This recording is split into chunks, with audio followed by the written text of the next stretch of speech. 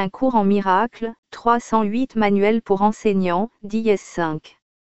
Comment le monde finira-t-il? Ce qui n'a pas de commencement peut-il réellement finir? Le monde finira dans une illusion, comme il a commencé. Or sa fin sera une illusion de miséricorde.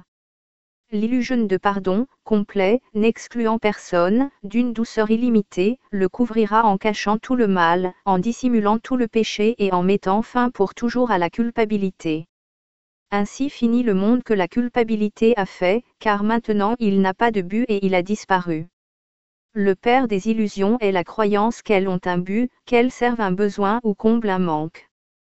Perçues comme n'ayant aucun but, elles ne sont plus vues. Leur inutilité est reconnue et elles ont disparu. Comment, autrement que de cette façon, toutes les illusions sont-elles finies? Elles ont été portées à la vérité, et la vérité ne les a point vues. Elle a simplement passé sur l'insignifiant. Jusqu'à ce que le pardon soit complet, le monde a un but. Il devient la demeure où est né le pardon, où il grandit et devient plus fort jusqu'à tout englober. Ici il est nourri, car ici il en est besoin. Un doux sauveur, né là où le péché a été fait et où la culpabilité semblait réelle.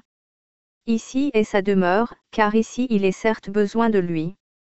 Il porte la fin du monde avec lui. C'est son appel auquel répondent les enseignants de Dieu, se tournant vers lui en silence pour recevoir sa parole. Le monde finira quand toutes choses auront été bien jugées par son jugement. Le monde finira couvert de la bénédiction de la sainteté. Quand il ne restera plus une seule pensée de péché, le monde sera terminé. Il ne sera ni détruit ni attaqué ni même touché. Il cessera simplement de sembler être. Bien sûr, cela semble être très, très loin. Quand il ne restera plus une seule pensée de péché, semble certes être un but à long terme.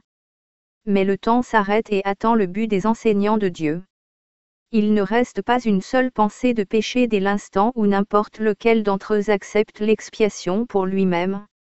Il n'est pas plus facile de pardonner un seul péché que de tous les pardonner.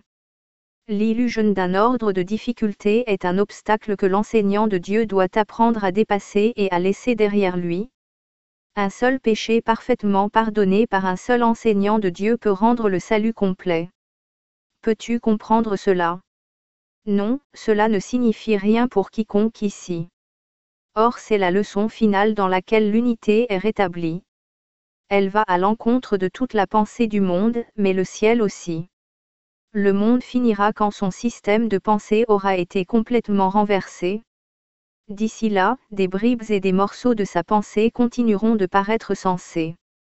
La leçon finale, qui apporte la fin du monde, ne peut être saisie par ceux qui ne sont pas encore prêts à quitter le monde et à aller au-delà de sa minuscule portée.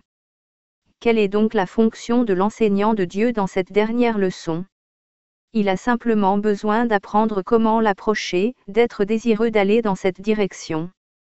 Il a simplement besoin d'avoir confiance en ce que si la voix de Dieu lui dit que c'est une leçon qu'il peut apprendre, il peut l'apprendre.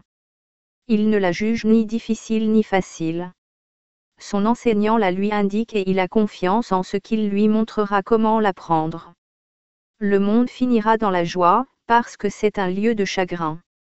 Quand la joie est venue, le but du monde a disparu. Le monde finira dans la paix, parce que c'est un lieu de guerre. Quand la paix est venue, quel est le but du monde? Le monde finira dans le rire, parce que c'est un lieu de larmes. Où il y a le rire, qui peut encore pleurer?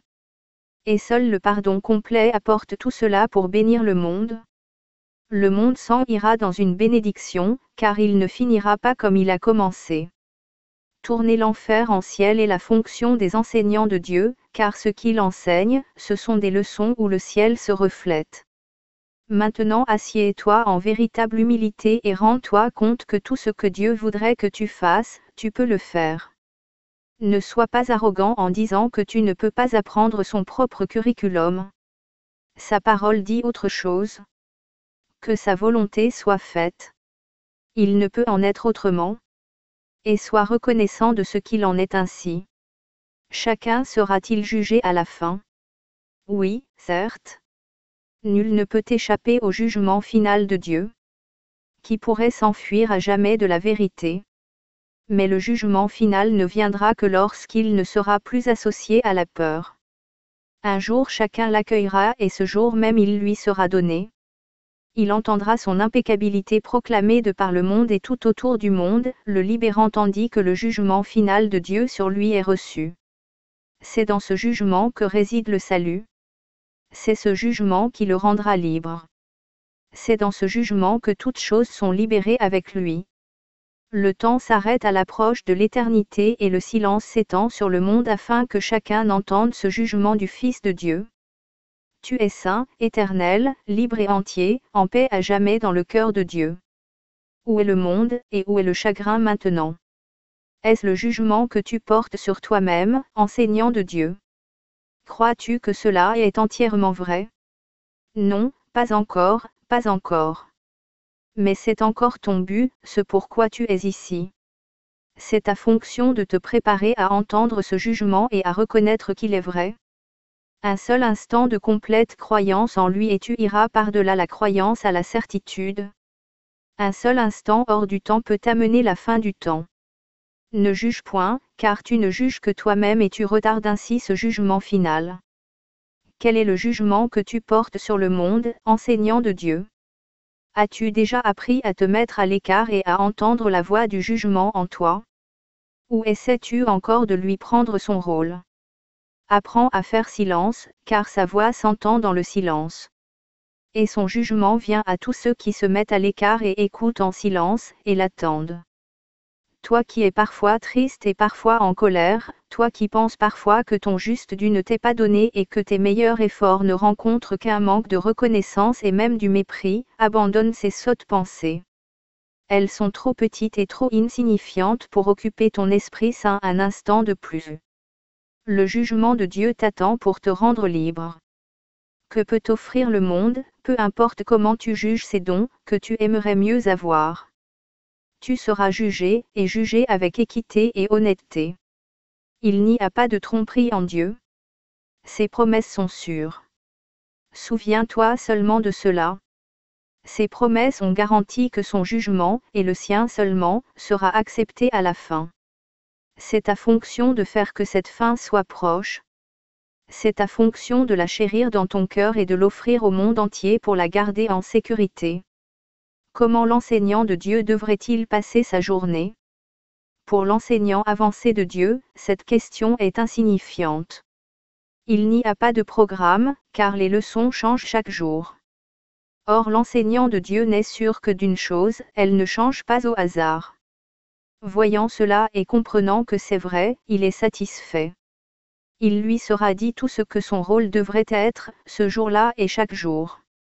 Et ceux qui partagent ce rôle avec lui le trouveront, afin qu'ils puissent apprendre ensemble les leçons du jour. Nul n'est absent dont il ait besoin, nul n'est envoyé sans un but d'apprentissage déjà fixé, et qui peut être appris ce jour même. Pour l'enseignant avancé de Dieu, donc, cette question est superflue. Elle a été posée et elle a eu sa réponse, et il reste en contact constant avec la réponse. Il est fixé, et il voit la route sur laquelle il marche s'étirer devant lui, sûre et plane. Mais qu'en est-il de ceux qui n'ont pas atteint cette certitude? Ils ne sont pas encore prêts pour un tel manque de structure de leur propre part. Que doivent-ils faire pour apprendre à confier leur journée à Dieu? Il y a quelques règles générales qui s'appliquent, bien que chacun doive les utiliser de son mieux et à sa façon. Les routines comme telles sont dangereuses, parce qu'elles deviennent facilement des dieux elles-mêmes et mettent en péril les buts mêmes pour lesquels elles ont été montées. De façon générale, donc, nous pouvons dire qu'il est bon de bien débuter la journée. Il est toujours possible de recommencer, si la journée devait commencer par une erreur. Or il y a des avantages évidents pour ce qui est de gagner du temps. Au commencement, il est sage de penser en fonction du temps. Ce n'est certainement pas le critère final, mais au début c'est probablement le plus simple à observer. Il est essentiel au début d'insister sur le temps gagné, et bien que cela reste important tout au long du processus d'apprentissage, nous le soulignerons de moins en moins. Au début nous pouvons dire sans risque que le temps passé à bien débuter la journée fait certes gagner du temps. Combien de temps devrait y être consacré? Cela doit dépendre de l'enseignant de Dieu lui-même. Il ne peut pas réclamer ce titre avant d'avoir fait le livre d'exercices, puisque nous apprenons dans le cadre de notre cours. Une fois que sont complétées les périodes plus structurées, que contient le livre d'exercices, les besoins individuels deviennent la considération majeure. Ce cours est toujours pratique. Il se peut que l'enseignant de Dieu ne soit pas dans une situation qui favorise la tranquillité de penser à son réveil. Dans ce cas, qu'il se souvienne seulement qu'il choisit de passer du temps avec Dieu aussitôt que possible, et qu'il le fasse. La durée n'est pas ce qui est le plus important. On peut facilement s'asseoir pendant 1 heure les yeux fermés sans rien accomplir. On peut tout aussi facilement ne donner qu'un instant à Dieu et dans cet instant se joindre à lui complètement. Voici peut-être la seule généralisation qu'il soit possible de faire, aussitôt que possible après ton réveil, prends un moment tranquille, en le prolongeant d'1 minute ou 2 quand tu commences à avoir de la difficulté. Tu verras peut-être la difficulté diminuer puis disparaître. Sinon, c'est le moment d'arrêter. La même procédure devrait être suivie le soir. Peut-être devrais-tu avoir ce moment tranquille assez tôt dans la soirée, s'il n'est pas faisable pour toi de le prendre juste avant d'aller dormir. Il n'est pas sage de t'allonger pour le faire. Il vaut mieux t'asseoir dans n'importe quelle position que tu préfères. Après avoir fait le livre d'exercices, tu as dû arriver à quelques conclusions à ce sujet. Si c'est possible, toutefois, juste avant d'aller dormir est un moment propice à consacrer à Dieu. Cela met ton esprit en mode de repos et t'oriente loin de la peur. S'il est plus opportun de prendre ce moment plus tôt, sois sûr au moins de ne pas oublier de passer une brève période, pas plus d'1 moment suffira durant laquelle tu fermes les yeux et penses à Dieu. Il y a une pensée en particulier dont il faudrait te souvenir tout le long de la journée. C'est une pensée de pure joie, une pensée de paix, une pensée de délivrance illimitée parce que toutes choses sont libérées en elle. Tu penses avoir fait un lieu de sécurité pour toi-même? Tu penses avoir fait un pouvoir qui peut te sauver de toutes les choses apparentes que tu vois en rêve? Il n'en est rien. Ta sécurité n'est pas là. Ce que tu abandonnes n'est que l'illusion de protéger des illusions. Or c'est cela que tu crains, et seulement cela. Comme il est sot d'avoir si peur de rien. Rien du tout. Tes défenses ne marcheront pas, mais tu n'es pas en danger. Tu n'en as pas besoin. Reconnais cela et elles disparaîtront. Et alors seulement tu accepteras ta réelle protection. Comme le temps s'écoule simplement et facilement pour l'enseignant de Dieu qui a accepté sa protection, tout ce qu'il faisait auparavant au nom de la sécurité ne l'intéresse plus. Car il est en sécurité, et il connaît que c'est ainsi. Il a un guide qui n'échouera pas. Il n'a pas besoin de faire des distinctions entre les problèmes qu'il perçoit, car celui vers qui il se tourne avec eux tout ne reconnaît aucun ordre de difficulté dans leur résolution. Il est autant en sécurité dans le présent qu'il l'était avant que les illusions n'aient été acceptées dans son esprit, et qu'il le sera quand il en aura lâché prise. Il n'y a pas de différence dans son état selon les moments et les lieux différents, parce qu'ils ne font qu'un pour Dieu. Voilà sa sécurité. Et il n'a besoin de rien de plus. Or il y aura des tentations sur la route qu'il reste à parcourir à l'enseignant de Dieu, et il a besoin de se rappeler sa protection tout le long de la journée. Comment peut-il le faire, en particulier durant le temps où son esprit est occupé de choses extérieures? Il peut seulement essayer et son succès dépend de la conviction qu'il a de réussir. Il doit être sûr que le succès n'est pas de lui mais qu'il lui sera donné à tout moment, en tout lieu et en toute circonstance où il l'appellera.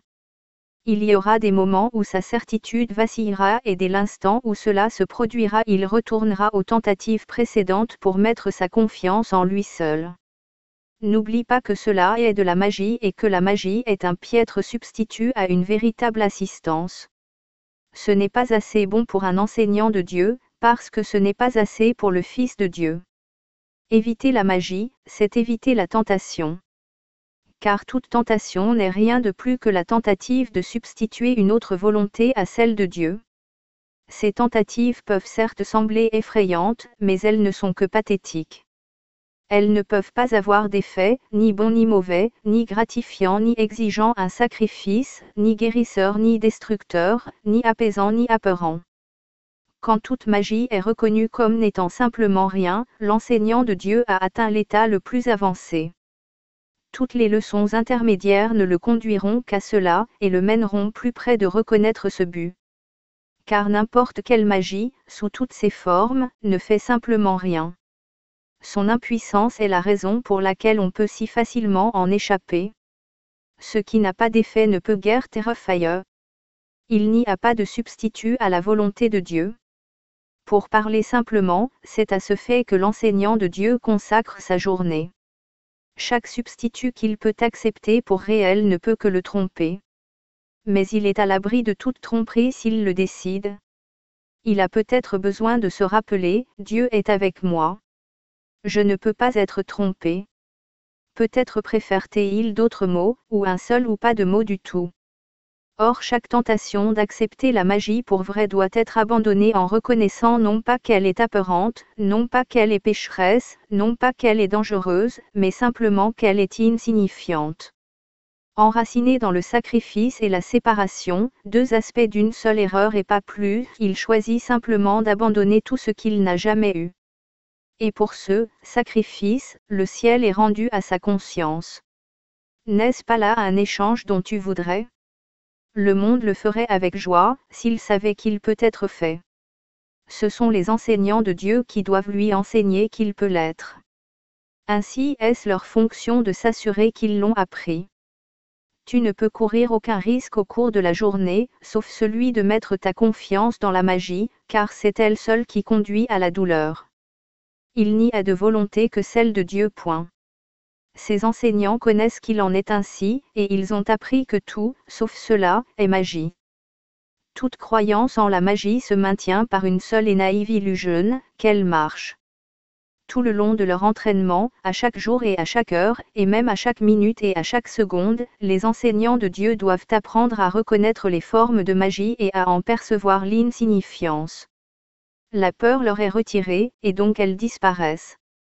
Ainsi les portes du ciel sont rouvertes et sa lumière peut luire à nouveau sur un esprit imperturbé. Comment les enseignants de Dieu traitent-ils les pensées magiques ? Ceci est une question cruciale à la fois pour l'enseignant et pour l'élève. Si ce sujet est mal traité, l'enseignant de Dieu s'est blessé lui-même et il a aussi attaqué son élève. Cela renforce la peur et fait que la magie leur semble très réelle à tous les deux. Comment traiter la magie devient ainsi une leçon majeure à maîtriser pour l'enseignant de Dieu. Sa première responsabilité en cela est de ne pas l'attaquer. Si une pensée magique soulève la colère sous une forme quelconque, l'enseignant de Dieu peut être sûr qu'il renforce sa propre croyance dans le péché et qu'il s'est condamné lui-même. Il peut être sûr aussi qu'il a demandé que la dépression, la douleur, la peur et le désastre lui viennent. Qu'il se rappelle alors que ce n'est pas ce qu'il voudrait enseigner, parce que ce n'est pas ce qu'il voudrait apprendre. Il y a toutefois une tentation de répondre à la magie d'une façon qui la renforce. Cela n'est pas toujours évident non plus. En fait, cela peut facilement être dissimulé sous le souhait d'aider. C'est ce double souhait qui rend l'aide de peu de valeur et ne peut conduire qu'à des résultats non désirés. Il ne faudrait pas oublier non plus que la conséquence qui en résulte vient toujours à l'enseignant comme à l'élève. Combien de fois a-t-il été souligné que tu ne donnes qu'à toi-même ? Et où cela pourrait-il être mieux démontré que dans le genre d'aide que l'enseignant de Dieu offre à ceux qui ont besoin de son aide ? Là son dos lui est le plus clairement donné. Car il donnera seulement ce qu'il a choisi pour lui-même. Et dans ce dos est le jugement qu'il porte sur le Saint Fils de Dieu. Le plus facile est de laisser l'erreur être corrigée là où elle est la plus apparente, et c'est à leur résultat que les erreurs peuvent être reconnues. Une leçon véritablement enseignée ne peut conduire à rien d'autre qu'une délivrance pour l'enseignant et pour l'élève, qui ont partagé une même intention. L'attaque ne peut entrer que si la perception de but séparé est entrée.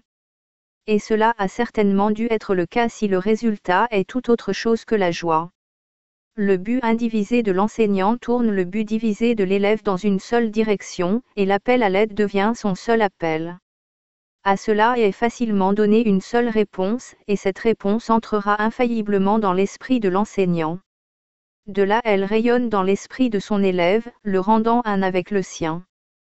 Cela aidera peut-être de rappeler que nul ne peut être en colère contre un fait. C'est toujours une interprétation qui suscite des émotions négatives, indépendamment de leur justification apparente par ce qui paraît être des faits. Indépendamment aussi de l'intensité de la colère soulevée. Elle ne sera peut-être qu'une légère irritation, trop faible peut-être pour être même clairement reconnue. Ou elle peut aussi prendre la forme d'une rage intense, accompagnée de pensées de violence, fantasmées ou apparemment réalisées. Peu importe. Toutes ces réactions sont les mêmes. Elles obscurcissent la vérité, et cela ne peut jamais être une question de degré. Ou la vérité est apparente ou elle ne l'est pas. Elle ne peut pas être partiellement reconnue. Qui est inconscient de la vérité doit voir des illusions. La colère en réponse à des pensées magiques perçues est une cause fondamentale de peur. Considère ce que signifie cette réaction, et sa centralité dans le système de pensée du monde devient apparente. Une pensée magique, par sa seule présence, admet une séparation d'avec Dieu. Elle énonce, sous la forme la plus claire possible, que l'esprit qui croit avoir une volonté séparée qui peut s'opposer à la volonté de Dieu, croit aussi qu'il peut réussir. Que cela ne puisse guère être un fait est évident. Or que cela puisse être cru comme un fait est également évident. Et en cela réside le berceau de la culpabilité. Qui usurpe la place de Dieu et la prend pour lui-même à maintenant un ennemi mortel. Et il doit se tenir seul dans sa protection et se faire un bouclier pour rester à l'abri d'une furie qui ne peut jamais être apaisée et d'une vengeance qui ne peut jamais être satisfaite. Comment cette bataille inéquitable peut-elle être résolue? Sa fin est inévitable, car son résultat doit être la mort. Comment, donc, quiconque peut-il croire en ses propres défenses? À nouveau, la magie doit t'aider. Oublie la bataille. Accepte-la comme un fait, puis oublie-la. Ne te souviens pas que toutes les chances sont contre toi. Ne te souviens pas de l'immensité de elle, ennemi, et ne pense pas à ta fragilité en comparaison. Accepte ta séparation, mais ne te rappelle pas comment elle s'est produite. Crois que tu l'as gagnée, mais sans garder le moindre souvenir de qui est réellement ton grand adversaire. En projetant ton oubli sur lui, il te semble qu'il a oublié, lui aussi. Mais quelle sera maintenant ta réaction à toutes les pensées magiques? Elles ne peuvent que réveiller la culpabilité dormante, que tu as cachée mais sans en lâcher prise. Chacune d'elles dit clairement à ton esprit effrayé, tu as usurpé la place de Dieu. Ne pense pas qu'il est oublié. Là nous avons la représentation la plus dure de la peur de Dieu. Car dans cette pensée la culpabilité a déjà élevé la folie jusqu'au trône de Dieu lui-même. Et maintenant il n'y a pas d'espoir. Sauf de tuer. Là est le salut maintenant. Un père en colère poursuit son fils coupable. Tue ou sois tué, car là seulement il y a un choix. Au-delà de cela, il n'y en a pas, car ce qui a été fait ne peut être défait. La tache de sang ne peut jamais être enlevée, et quiconque porte cette tache sur lui doit trouver la mort. C'est dans cette situation désespérée que Dieu envoie ses enseignants. Ils apportent la lumière de l'espoir de Dieu lui-même. Il y a une voie dans laquelle l'évasion est possible. Elle peut être apprise et enseignée, mais elle requiert de la patience et un abondant désir. Étant donné cela, la simplicité manifeste de la leçon se détache comme une intense lumière blanche sur un noir horizon, car c'est ce qu'elle est. Si la colère vient d'une interprétation et non d'un fait, elle n'est jamais justifiée. Une fois que cela est compris, même vaguement, la voie est ouverte. Maintenant il est possible de faire le pas suivant. L'interprétation peut enfin être changée. Il n'est pas besoin que les pensées magiques mènent à la condamnation, car elles n'ont pas réellement le pouvoir de susciter la culpabilité. Il est donc possible de passer par-dessus et ainsi elles peuvent être oubliées au sens le plus vrai. La folie semble seulement être terrible. En vérité, elle n'a pas le pouvoir de faire quoi que ce soit. Comme la magie qui devient sa servante, elle n'attaque ni ne protège. La voir et reconnaître son système de pensée, c'est regarder rien. Est-ce que rien peut susciter la colère? Certainement pas. Alors souviens-toi, enseignant de Dieu, que la colère reconnaît une réalité qui n'est pas là, or la colère est un témoin certain que tu y crois comme à un fait. Maintenant l'évasion est impossible, jusqu'à ce que tu vois que tu as réagi à ta propre interprétation, que tu as projeté sur un monde extérieur. Laisse cette sinistre épée t'être enlevée maintenant. De mort, il n'y en a pas. Cette épée n'existe pas. La peur de Dieu est sans cause. Mais son amour est cause de tout au-delà de toute peur, donc à jamais réel et toujours vrai. Comment la correction se fait-elle? Une correction de nature a duré et seule celle qui dure est une véritable correction ne peut se faire jusqu'à ce que l'enseignant de Dieu ait cessé de confondre l'interprétation avec le fait, ou l'illusion avec la vérité. S'il se dispute avec son élève au sujet d'une pensée magique, s'il l'attaque, essaie d'en établir l'erreur ou d'en démontrer la fausseté, il ne fait que témoigner de sa réalité. La dépression est alors inévitable, car il a prouvé, à la fois à son élève et à lui-même, que leur tâche est d'échapper de ce qui est réel. Et cela ne peut être qu'impossible. La réalité est inchangeable. Les pensées magiques ne sont que des illusions. Autrement le salut ne serait que le même vieux rêve impossible mais sous une autre forme. Or le rêve du salut a un contenu nouveau. Ce n'est pas seulement dans la forme que réside la différence. La leçon majeure des enseignants de Dieu est d'apprendre comment réagir aux pensées magiques entièrement sans colère. Ce n'est que de cette façon qu'ils peuvent proclamer la vérité à leur sujet. Par eux, le Saint-Esprit peut maintenant parler de la réalité du Fils de Dieu. Maintenant il peut rappeler au monde l'impeccabilité, la seule condition inchangée et inchangeable de tout ce que Dieu a créé. Maintenant il peut dire la parole de Dieu à des oreilles qui écoutent et apporter la vision du Christ à des yeux qui voient. Maintenant il est libre d'enseigner à tous les esprits la vérité de ce qu'ils sont, de sorte qu'ils lui seront rendus avec joie. Et maintenant la culpabilité est pardonnée, sur quoi sa vue et la parole de Dieu ont complètement passé.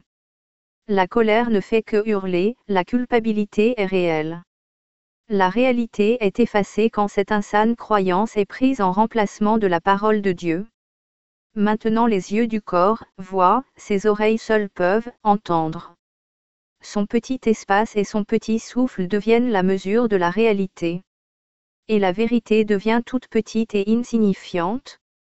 La correction a une seule réponse à tout cela, et au monde qui repose sur cela. Tu ne fais que prendre l'interprétation pour la vérité. Et tu fais erreur? Mais une erreur n'est pas un péché, pas plus que la réalité n'a été démise de son trône par tes erreurs. Dieu règne à jamais et ses lois seules règnent sur toi et sur le monde. Son amour demeure la seule chose qui soit. La peur est une illusion, car tu es pareil à lui. Pour guérir, il devient donc essentiel que l'enseignant de Dieu laisse toutes ses propres erreurs être corrigées. S'il ressent même la moindre trace d'irritation en lui-même lorsqu'il réagit à qui que ce soit, qu'il se rende compte sur le champ qu'il a fait une interprétation qui n'est pas vraie. Puis qu'il se tourne en dedans vers son guide éternel et qu'il le laisse juger de ce que devrait être la réponse. Ainsi il est guéri, et en guérissant son élève est guéri avec lui. La seule responsabilité de l'enseignant de Dieu est d'accepter l'expiation pour lui-même. Expiation signifie correction, ou le défaire des erreurs. Une fois que cela a été accompli, l'enseignant de Dieu devient un faiseur de miracles par définition. Ses péchés lui ont été pardonnés, et il ne se condamne plus lui-même. Comment peut-il alors condamner qui que ce soit? Et qui est-ce que son pardon peut manquer de guérir?